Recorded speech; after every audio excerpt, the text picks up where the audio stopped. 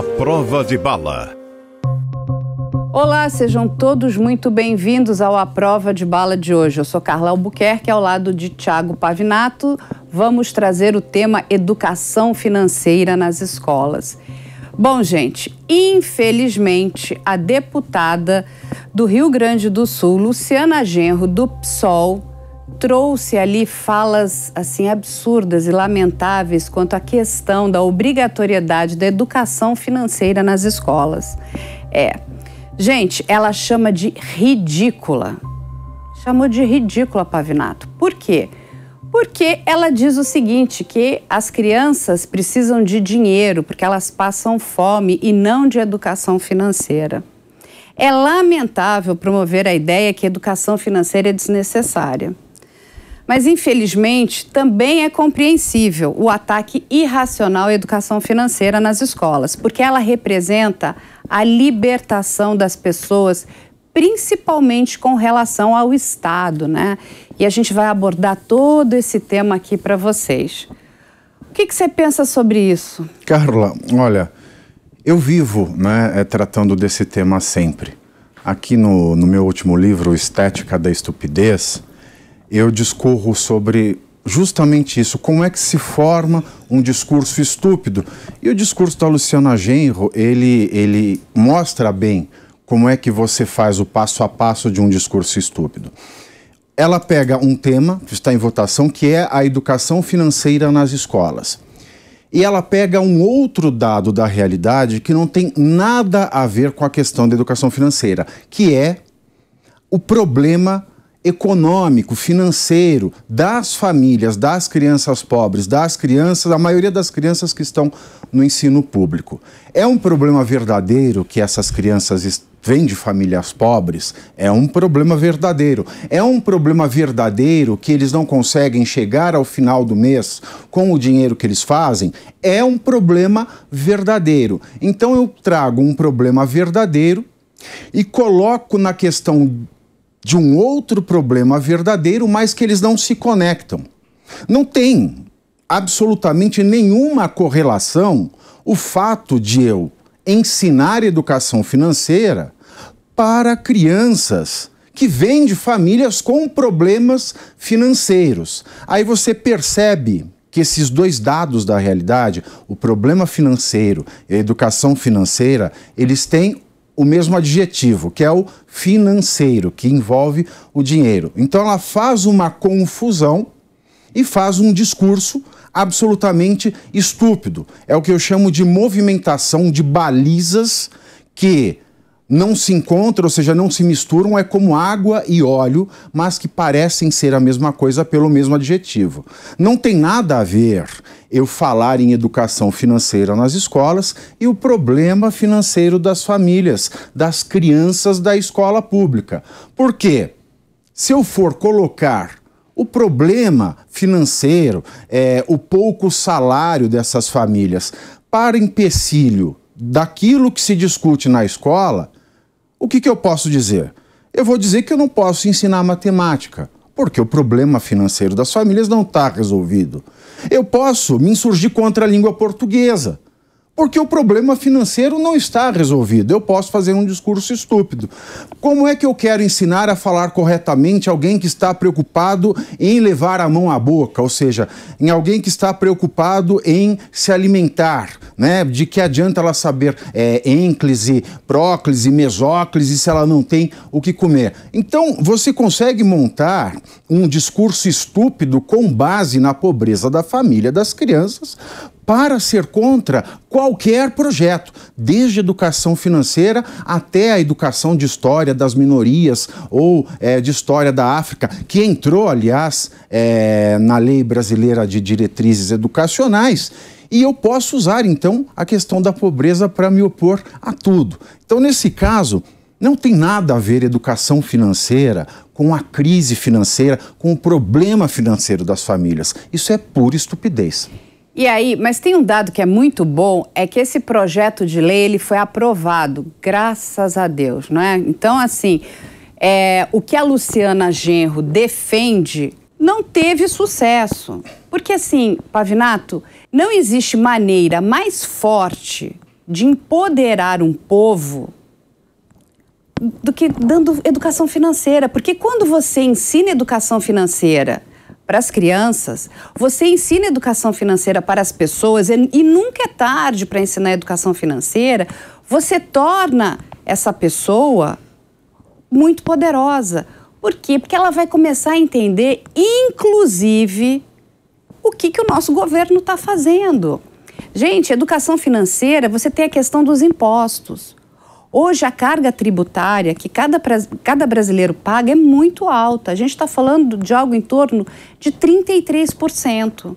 E as pessoas não têm a menor ideia. Então, não adianta você ficar gritando, mas isso aqui está muito caro, isso aqui é o bujão de gás, é o arroz, é o feijão. Quanto é que tem de imposto embutido ali? Agora, quando você ensina educação financeira e você ensina educação para o povo se torna inteligente. E ele também fica sendo uma massa de manobra mais complexa para esse tipo de populismo barato, que é onde só quem vence é o Estado. O Estado é o salvador da pátria. O Estado vai salvar você. Não é isso que as pessoas querem. As pessoas querem elas serem independentes, inclusive desse poder do Estado. É lógico que a gente sabe que tem uma pequena minoria que quer viver às custas, né? Eu digo, desse pequeno gesto de caridade que o Estado faz. A grande maioria quer a independência, quer poder ser dono do seu destino. E só existe uma maneira, você empoderando essas pessoas para que elas aprendam o valor e a importância da educação financeira. É claro, Carla, numa economia capitalista, muito da liberdade pessoal tem a ver com a capacidade de acesso aos bens de consumo, tem a ver com a capacidade de participar do mercado de trocas, que é aquilo que sustenta qualquer economia capitalista, né? Nós somos consumidores, numa economia capitalista, do berço ao túmulo. Então, quanto mais poder aquisitivo nós temos, mais liberdade nós também vamos ter. E é importante você educar para bem administrar os bens, porque só bem administrando os bens que você consegue ter essa liberdade, que é muito cara no sistema de direitos humanos fundamentais, né? Nós temos aí dois grandes direitos humanos que são perseguidos aí por todas as democracias: igualdade e liberdade. E numa economia capitalista, uma pessoa sem poder aquisitivo, ela não goza de tanta liberdade, ela não goza de tanta igualdade. E é muito cruel quando nós nos deparamos com políticos que, de certa forma, querem negar igualdade, querem negar o gozo da liberdade a pessoas por argumentos, quer dizer, através de argumentos tão toscos como esse da deputada estadual Luciana Genro. Isso é muito típico, Carla, de governos, isso é muito típico de programa de partidos mais voltados à esquerda, né? Isso é muito típico de uma ideia do Estado babá, do Estado protetor, do Estado paternalista, de estados autoritários, como foi o caso no Brasil na época de Getúlio Vargas, e que também é uma marca forte do governo do ex-presidente Lula. Ex-presidente Lula, ele herdou um país, Carla, do presidente Fernando Henrique, que tinha acabado de fazer a Lei de Responsabilidade Fiscal, que é uma lei que obriga a União, estados, municípios, o Distrito Federal a terem responsabilidade com o gasto público, com o dinheiro público, com a coisa pública, que em latim é res é coisa pública, república, então é a coisa pública. Então ele herda um país que está na pegada da responsabilidade financeira. Ele herda um país que está na pegada da educação financeira para os órgãos públicos. E é claro, quando um agente público, um órgão público, uma autoridade dá exemplo na boa administração dos recursos, você consegue fazer com que a sociedade se espelhe.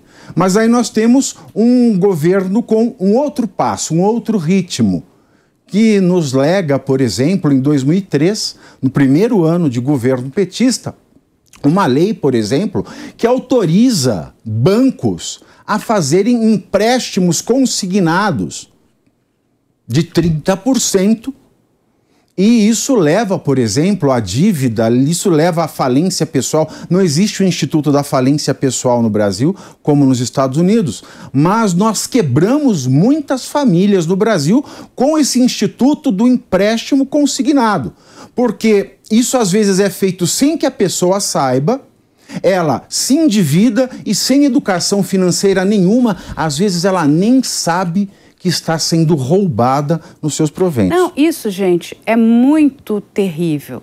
Porque, assim, é uma lei que permite que aposentados, né, eles comprometam 40% da sua renda nesses consignados. Gente, isso é cruel.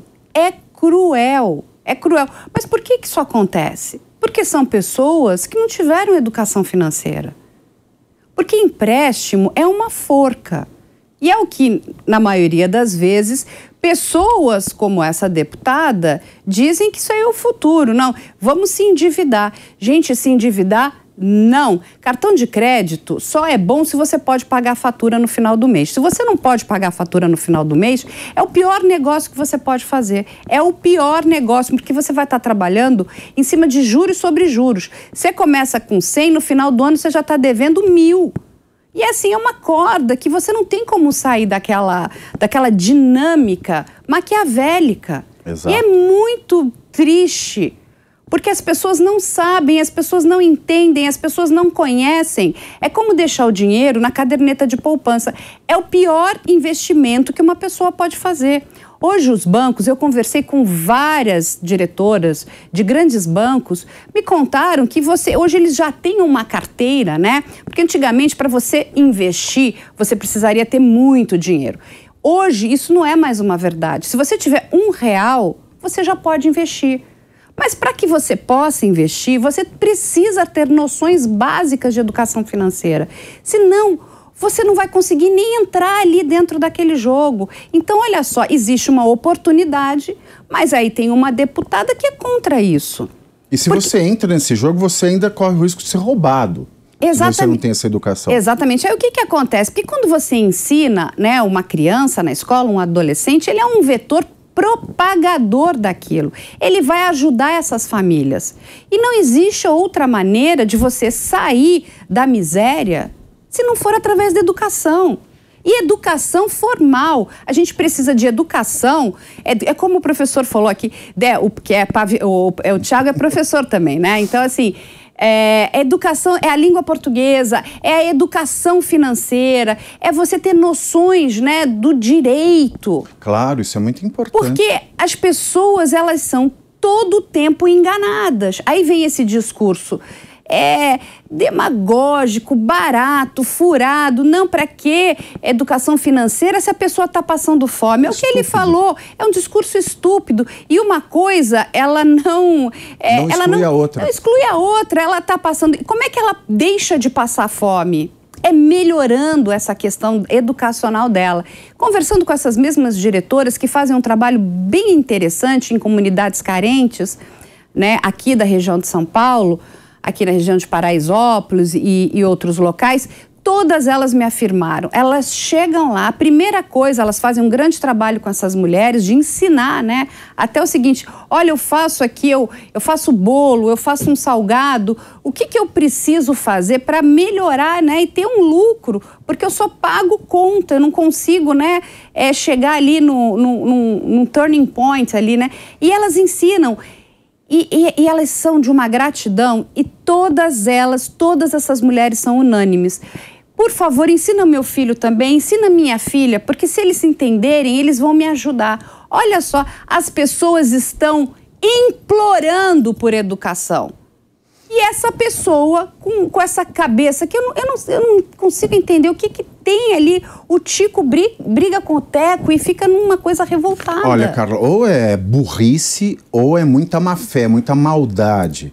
Porque você impedir que passe um projeto de lei que coloque a educação financeira no ensino público, justificando essa negativa através do seguinte argumento: como é que eu posso colocar uma criança numa aula de educação financeira se na casa dela ela sabe que não vai ter dinheiro para o final do mês e a família vai ter que se endividar, ela vai passar vergonha? Esse argumento, ele é muito maldoso ou ele é muito estúpido. Ou essa senhora é muito burra, ou essa senhora, ela realmente é muito má. Porque a educação financeira serve, inclusive, como você bem disse, para contração de dívida. Quanto é que você vai pagar de juros? E não é só os juros, não. Às vezes você pega um juros, você tem o IOF sobre os juros. Você tem lá 0,38 de imposto ao mês, mais 0,01, alguma coisa assim, por dia, se você usa o cheque especial. Então você tem que ter educação financeira, inclusive para saber calcular a contração de dívidas. É claro, se uma família não tem dinheiro para chegar ao final do mês, precisa se endividar, precisa entrar no rotativo do cartão de crédito, que o faça com o mínimo de racionalidade.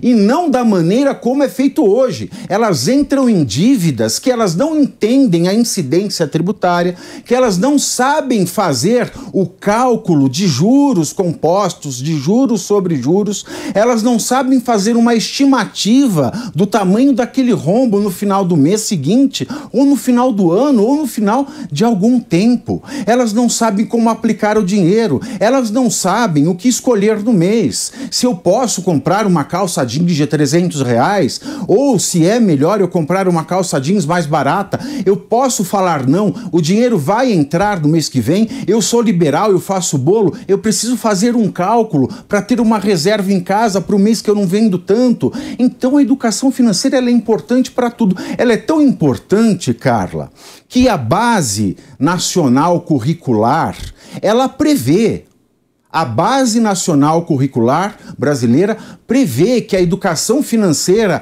seja inserida de maneira transversal na matemática, se eu não me engano, no 4º, no 5º, no 6º, no 7º e no 9º ano do ensino fundamental, e depois ele vá tomando a questão da educação financeira, ela vá tomando corpo até se tornar uma matéria.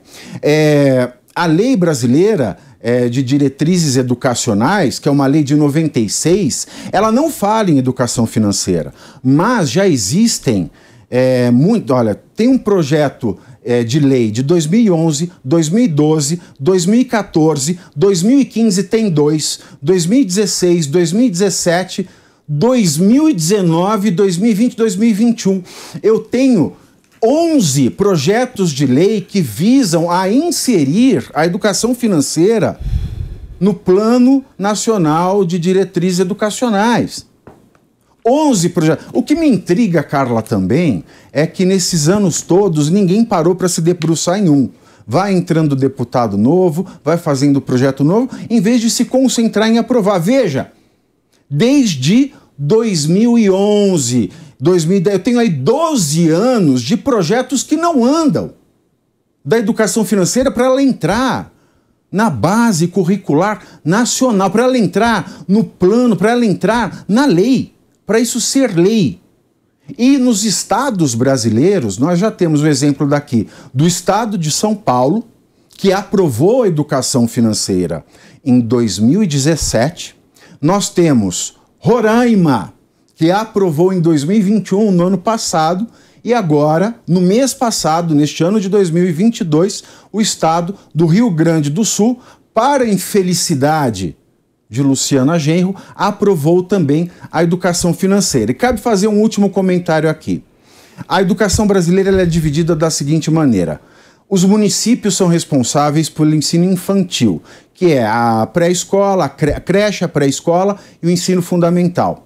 Os estados, eles são responsáveis pelo ensino médio e pode auxiliar o município no ensino fundamental. Então, nesses estados que, à frente do Brasil, já aprovaram a educação financeira, é bem provável que ela entre também nos currículos de educação fundamental, do ensino fundamental e não só do ensino médio. É torcer para que isso aconteça. E aí, gente, eu vou propor aqui para vocês um exercício para vocês entenderem a questão cruel, né? Quando essa deputada luta contra a educação financeira, porque tem conversando também com o pessoal do mercado financeiro, tem uma questão muito importante que é a questão dos impostos. Quando você ensina educação financeira, você ensina a questão dos impostos. E isso nós estamos pagando. Cada brasileiro contribui com impostos. Para onde vai esse dinheiro? E você sabe quem é que é mais penalizado em relação aos impostos? É a classe mais pobre. Vou mostrar aqui para vocês. Vamos fazer aqui um exercício. Um celular que custe R$1.000. Vamos fazer uma conta redonda aqui. R$400 são impostos. Desses R$1.000 desse celular, 600 vão para o fabricante, o produto, e 400 são impostos, ok? Aí a gente tem uma diarista com uma renda de R$2.200.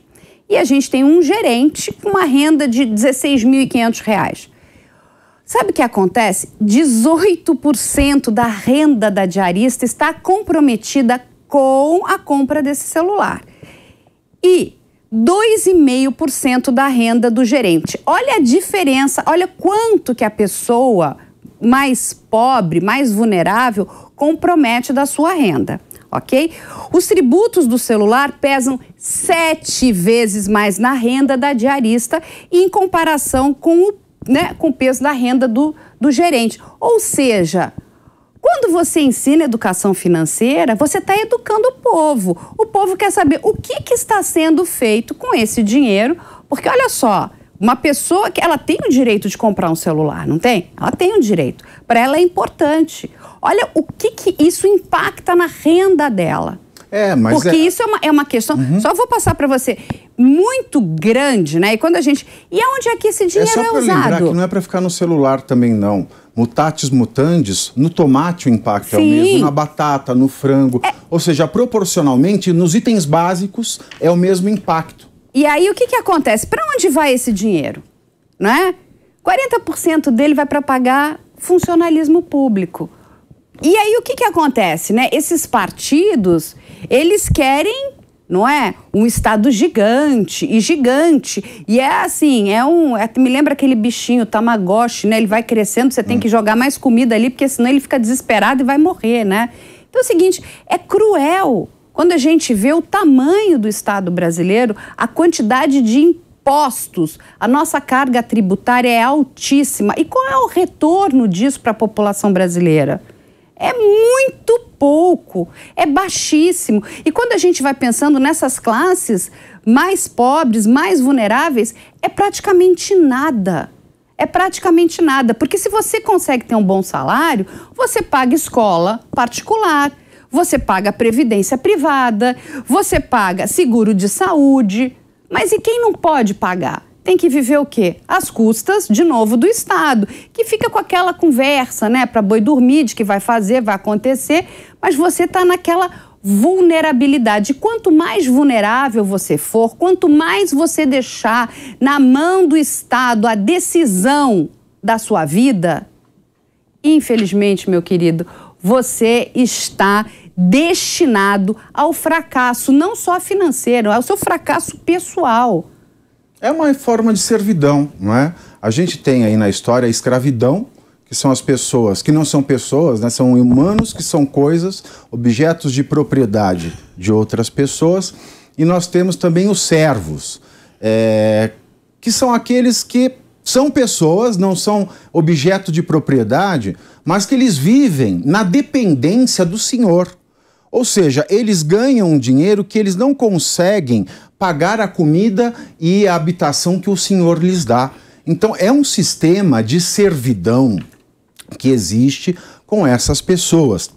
É manter alguém dependente financeiramente de si É uma forma de praticar servidão.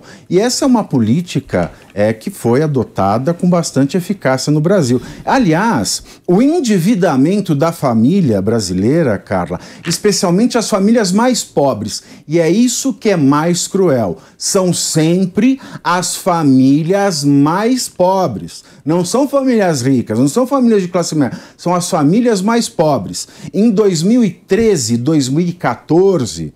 durante esse período conturbado do governo Dilma Rousseff, o Brasil atingiu um dos maiores níveis históricos de endividamento das famílias pobres. E a política pública do governo para aquecer o consumo e combater a inflação era justamente conceder crédito e endividar essas famílias. Então, é muita crueldade desses políticos militantes de esquerda ficarem se colocando à frente de projetos que querem tirar cabresto da população, porque a falta de educação financeira, a falta de conhecimento mínimo de direitos, é colocar um cabresto na população para que ela continue sendo serva. Mas, Pavinato, né? Um partido que foi contra a lei de responsabilidade fiscal jamais será a favor... Contra o teto de gastos. Jamais será a favor da educação financeira. Porque a educação financeira promove a responsabilidade orçamentária. É isso, a gente está falando de responsabilidade, criar indivíduos responsáveis. Então é o seguinte, é todo um discurso esquizofrênico. Porque quando a gente para pensar nos países desenvolvidos, todos eles investem pesado em educação financeira. Investem em empreendedorismo, para que as pessoas sejam livres. Sabe aquela história, né? Outro dia eu estava conversando com umas jovens que estão estudando, né, economia, né? E elas falaram para mim o seguinte: não, um dia chegaram para mim e falaram: você tem que casar com o tiozão da lancha. Elas viraram e falaram assim: não, eu vou ser a tiazona da lancha. É isso, eu vou ter o poder sobre o destino da minha vida. É triste esse pensamento, é você se colocar, né, querer se colocar em servidão.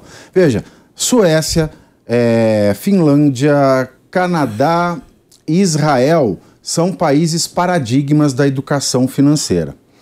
Não preciso falar nada que o nível de endividamento nesses países é muito baixo. Mas o Brasil é um país pobre. A educação financeira, Carla, ela é importante até para que os programas de renda funcionem. Veja, durante o governo Lula, a distribuição de renda funcionou bem porque ele herdou um país sanado por responsabilidade do governo anterior, com um nível de endividamento relativamente pequeno das famílias. Por que é que a mesma distribuição de renda no governo Dilma não funcionou? Não funcionou porque a responsabilidade foi sendo relegada ao longo dos anos. E quando eu começo a promover a irresponsabilidade financeira e continuo a conceder os benefícios da distribuição de renda, essa distribuição de renda, a Bolsa Família, a Bolsa Brasil, Bolsa seja lá o que for, ela não atinge o seu objetivo, porque boa parte dela vai servir para pagar dívida. Então a educação financeira ela é importante até para o sucesso de distribuição de renda. E sabe o que é muito triste, Pavinato? É que foi feito um ranking com 144 países na questão da educação financeira. A posição do Brasil está no número 74, ou seja, atrás de Togo, Madagascar e Zimbábue. O Brasil está atrás. Esses países, que são países pobres, estão na frente do Brasil. E posso te falar uma coisa? Sabe por que Togo, Madagascar e Zimbábue têm mais educação financeira que o Brasil? Porque lá não tem distribuição de renda. Porque lá as pessoas sabem que com o dinheiro que elas conseguirem, elas bem ou mal vão ter que se virar. Aqui não. Aqui a falta de educação financeira, ela causa endividamento nas pessoas e as pessoas assim vão clamar por mais Estado. E cada vez que o Estado vem com distribuição, essa distribuição vai servir para pagar dívidas e não para melhorar a vida das pessoas. Não, e assim, o que eu sinto é que esses partidos querem de verdade que essas pessoas continuem na pobreza. Eles não têm o menor interesse em tirar essas pessoas da pobreza. E aí ficam dizendo, não, eles não têm dinheiro para comprar um botijão de gás. Realmente, eles não compram um botijão de gás. Sabe o que eles fazem? Eles queimam madeira. Eles não têm dinheiro para nada. Então é o seguinte, eles não vão comprar botijão de gás, eles vão queimar madeira. Então, olha aonde chega essa questão da pobreza no nosso país. Você está lá destruindo, não é? Floresta, você está aumentando, inclusive, a questão do aquecimento global. Emitindo gás carbônico. Emitindo gás carbônico, porque são famílias, elas não têm nada, então elas estão no desespero. Só existe uma maneira de você tirar as pessoas da pobreza absoluta, e isso é através da educação. E educação financeira faz parte dessa educação. E aí eu até pedi para a gente trazer um caso que também está rolando essa semana, que é a história do caso do moço que tem um apelido de Luva de Pedreiro. Olha só, isso é um rapaz simples do Nordeste. E parece que tem grandes habilidades, né, para fazer gol, para fazer embaixadinhas. E ele ali começou a querer fazer uns pequenos vídeos, né, e postar, porque ele achava legal o que ele estava fazendo. Aí criou ali uns memes dele e da noite para o dia ele já estava ali num determinado post, ele chegou a alcançar mais de 50 milhões de visualizações. Lógico, você vê, um espertalhão do outro lado vê isso e faz o quê? Opa, vou te agenciar. E aí começou a agenciar esse rapaz. E aí o que é a tristeza? Ele mal sabe ler e escrever. Esse rapaz não teve educação financeira nenhuma, ele não teve muitas coisas. Mas ele caiu na mão de uma pessoa, não é? Que eu aqui vou passar para o Pavinato, eu acho que não é uma pessoa um tanto quanto confiável, né? Que inclusive parece que fez um contrato com ele que só o Luva de Pedreiro teria que pagar uma indenização para o seu agente. Agora imagina, gente, se esse rapaz tivesse tido educação financeira, se esse rapaz tivesse tido uma educação de qualidade, ele não estaria sendo enganado. Ele estaria tirando, porque assim, o sonho dele é ajudar a comunidade dele, ajudar a família dele. Ele é super bem intencionado. Olha o que esse rapaz pode vir a fazer. Então, olha como é importante você educar as pessoas para que elas não caiam, inclusive, em golpes financeiros, golpes contratuais. O que mais existe no Brasil é isso.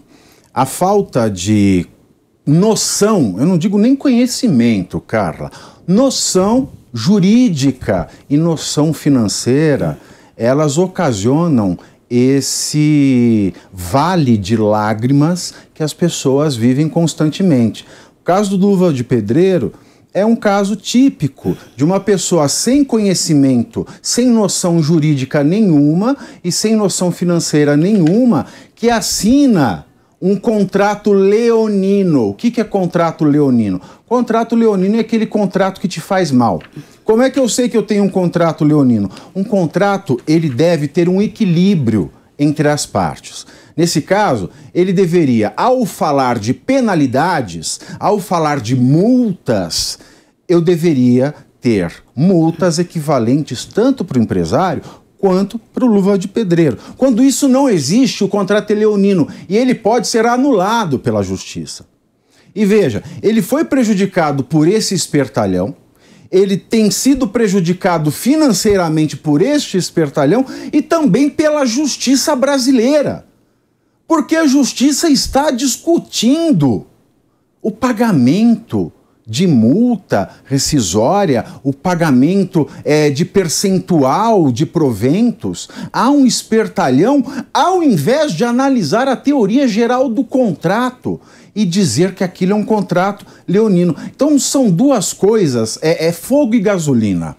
O desconhecimento dos seus deveres e direitos como cidadão e o desconhecimento de como lidar com as suas finanças, essa equação só resulta em uma coisa: eterna desgraça, eterna exploração, eterna servidão de um povo que já é tão abusado.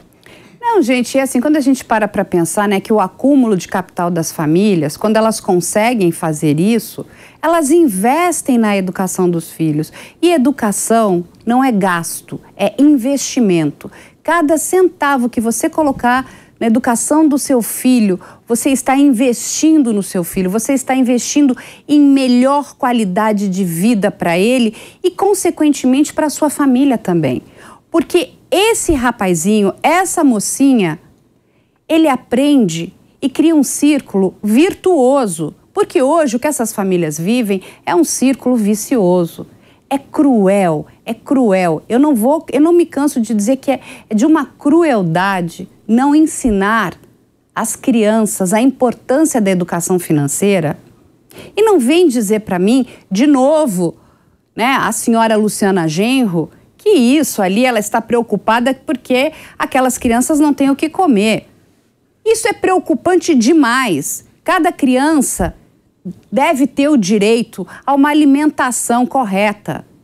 Mas se você não der também ferramentas educacionais, a gente não vai tirar essas crianças da miséria de forma nenhuma. É tão ridículo isso. Não pode ter educação financeira porque o problema é que as pessoas têm dificuldade financeira em casa. Então ela vai ser contra também hospitais públicos? Porque primeiro precisa se resolver a questão das finanças da casa, das famílias, das pessoas pobres no Brasil. Ela vai ser contra também falar em aposentadoria. Ela vai ser contra também falar em cultura. Ela vai ser contra falar em pavimentação das vias públicas, ela vai ser contra falar em saneamento básico, porque veja, esse discurso dela de que o que as pessoas precisam é ter dinheiro em casa, as pessoas passam necessidade. Então ela pode se opor a tudo, ao saneamento básico, à cultura, ela pode se opor à aposentadoria, ela pode se opor ao hospital,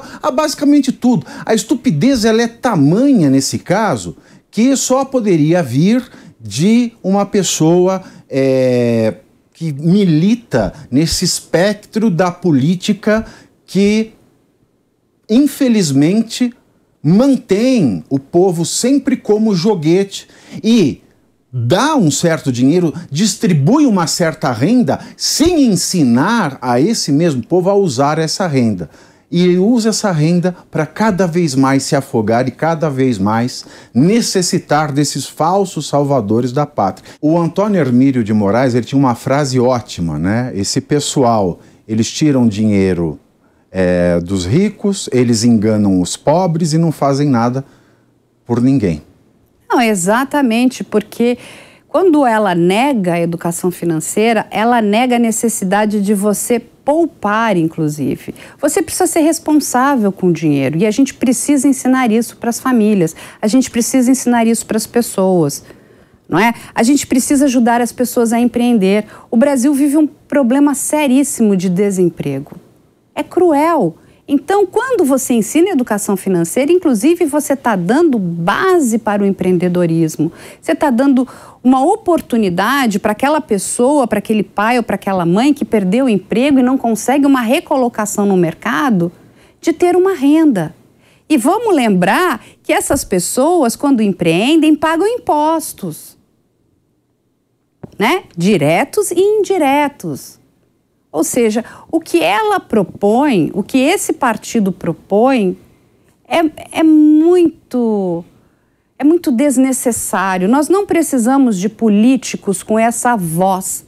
Isso não é a voz do povo brasileiro. A gente precisa ajudar o povo brasileiro a sair desse buraco. É como ele falou, a tirar aquele, né, tapa-olho, aquela coisa do burro que só anda ali em frente, ele não consegue enxergar, porque alguém está guiando ali, né, a rédea. Sabe o que é engraçado, Carla?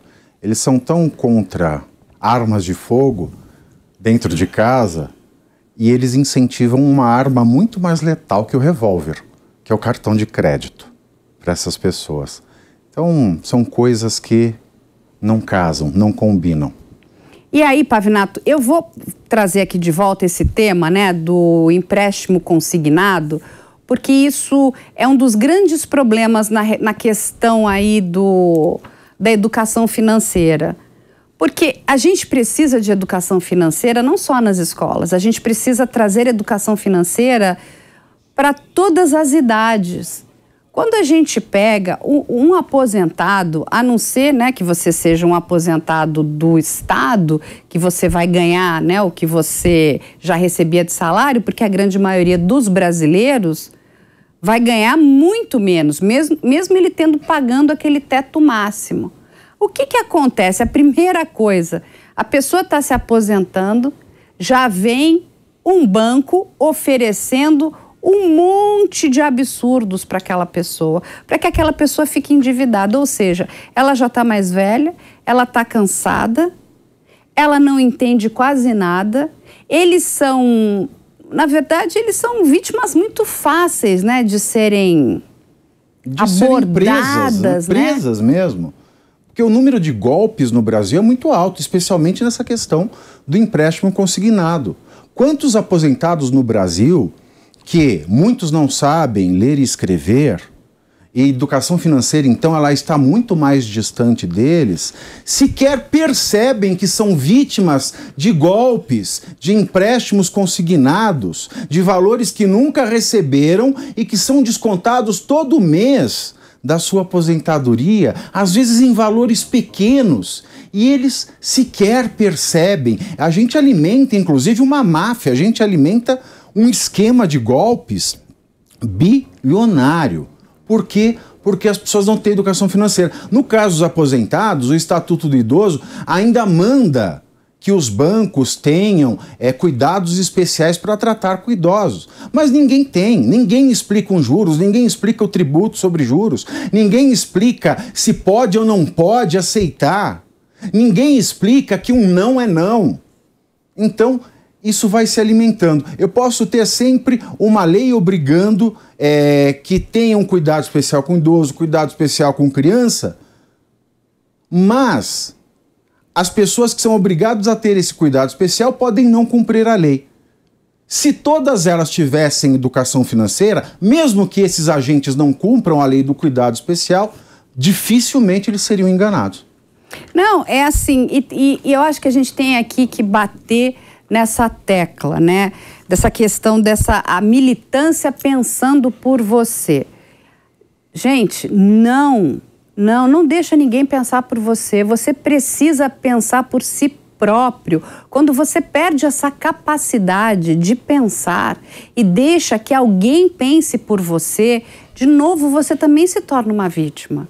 E aí depois não adianta chorar que você não tem dinheiro, que você não consegue pagar suas contas, que as coisas não estão boas, que os juros estão altíssimos, entendeu? Aí você fala, nossa, mas a máquina do governo está enorme, está inchada, está agigantada, porque você está deixando alguém pensar por você. Eu vou até além. Quando você deixa alguém pensar por você, você se torna um animal. Um animal, no sentido mais selvagem da coisa. Tem um apologista cristão inglês chamado Chesterton. Ele é considerado por santo lá na Inglaterra por muitos. Ele dizia o seguinte: quando ele analisa toda a história da humanidade, ele chega até as escavações, as cavernas da antiguidade, e ele encontra a arte humana do homem das cavernas, da mulher das cavernas. Ele encontra pinturas nas cavernas e ele chega à seguinte conclusão: nenhum animal, nem o cachorro, quando era chacal, pintava, nem o cavalo, ao longo de toda a história, jamais pintou. Um cavalo, na antiguidade, não era um impressionista e hoje ele não é pós-impressionista. Só o ser humano cria. E o ser humano cria porque ele pensa criativamente. Então o ser humano, ele se destaca no reino animal. O ser humano, ele tem um quê de divino. O ser humano, ele tem uma ligação com Deus porque ele pensa. E quando a gente deixa, quando a gente para de pensar, quando a gente entrega a nossa decisão, nosso raciocínio para outro, para um grupo, para uma militância, nós negamos a nossa condição humana, nós negamos o presente que Deus nos deu e que nos faz estar acima dos outros animais do reino. E o que a gente pode esperar, né? Eu acho muito difícil, não sei você, mas eu acho quase que impossível, né, a gente mudar essa narrativa que vem desses determinados partidos. Então aqui, né, nesse nosso papo aqui de hoje, Pavinato, como é que a gente consegue ajudar essas pessoas a tirar essa venda, né, que cega elas em relação a essa militância, que não vai levá-las a lugar nenhum? Carla, nós que não somos políticos, nós que não somos autoridades, nós que somos cidadãos, cidadãs, nós que lidamos com nossos patrões, com nossos empregados, com nossos amigos, com nossos familiares. O que a gente pode fazer de melhor é pedir para que as pessoas parem para pensar. Porque pensar é o primeiro passo para se livrar de qualquer grilhão ideológico, qualquer grilhão educacional, grilhão financeiro. Parar para pensar muda, transforma a vida de muita gente. Muito mais do que dar dinheiro, muito mais do que fazer qualquer outra coisa que venha de nós e chegue passivamente no outro, fazer o outro parar para pensar é muito importante. Porque parar para pensar é um sinal de ética. E é isso que eu ofereço para as pessoas aqui. Eu faço isso através do meu livro, Carla, que você já leu, que é o Estética da Estupidez, que é um convite para que as pessoas parem para pensar e cheguem a conclusões por si próprias. Fazendo aqui um merchan do meu livro mais uma vez, mas o tema pede, porque o objetivo desse livro não é convencer ninguém de coisa alguma, mas fazer as pessoas pararem para pensar. Isso, é verdade. O Estética da Estupidez te faz pensar, e isso é muito importante. A gente não pode, de novo, perder a capacidade de pensar por nós mesmos. Quando a gente entrega isso para alguém, você está entregando, eu acho que o bem maior da sua vida. Quando alguém domina aquilo que você vai pensar ou fazer, você não serve para nada, você é só um peão. Pá, pá, pá. Te empurro daqui, te jogo dali. É isso que você é, um peão. E você está fadado a viver aprisionado num círculo vicioso de péssima qualidade. Então a gente convida aí a vocês para pensar. Fujam, né, dessa narrativa, dessa demagogia, dessa coisa barata, desse populismo assim de quinta categoria. Que é isso que a gente precisa fazer, lutar contra isso. E uma dica para você matar um discurso estúpido ou não. Se um projeto, se uma proposta não faz mal a ninguém, não prejudica nem o bolso, nem a vida e nem a saúde de ninguém, fazer um discurso inflamado contra esse projeto que não faz mal a ninguém, muito pelo contrário, oferece para todos. Esse discurso contra esse projeto é estúpido. Fica aqui o nosso apelo para a Câmara Federal para que a educação financeira entre como currículo obrigatório nas escolas públicas e particulares. Afinal, a gente já tem mais de 10 projetos para mudar a lei de diretrizes educacionais aqui no Brasil, né? Só basta aprovar. Faz 12 anos que isso está rolando. Vamos aprovar isso aí? Isso é urgente, gente. Nós precisamos melhorar a qualidade de educação da nossa população. Isso é muito, muito, muito importante, porque só existe uma maneira do nosso país melhorar. E é através da educação. Não existe outra. Se a gente não educar a nossa sociedade, e aí é educação formal mesmo, educação lá na escola, educação de ponta, a gente vai ficar patinando aqui nessa areia movediça. Vai ser um horror. Semana que vem nós vamos trazer uma nova discussão à prova de bala aí para você. Não deixe de nos assistir.